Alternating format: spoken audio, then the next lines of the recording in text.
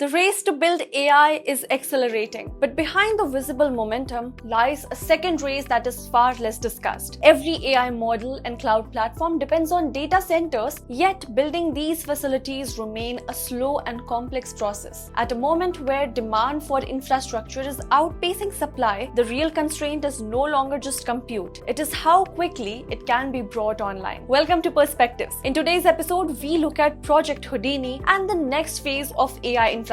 Now, to address the growing supply gap, Amazon is rethinking how data centers are built. Through an internal initiative known as Project Houdini, the company is shifting construction away from physical sites and into controlled factory environments. Instead of assembling infrastructure piece by piece on location, large sections are pre-built as integrated modules that include server racks, cabling, power systems, and even cooling. Now, these modules are then transported and installed with minimal on-site effort. This shift can compress build timelines from months into just a few weeks. Now, traditionally, data center construction is sequential, right? One layer of work must be finished before the next one begins. But Project Houdini allows for parallel execution. While land preparation is underway at one location, the core infrastructure units are being built simultaneously elsewhere.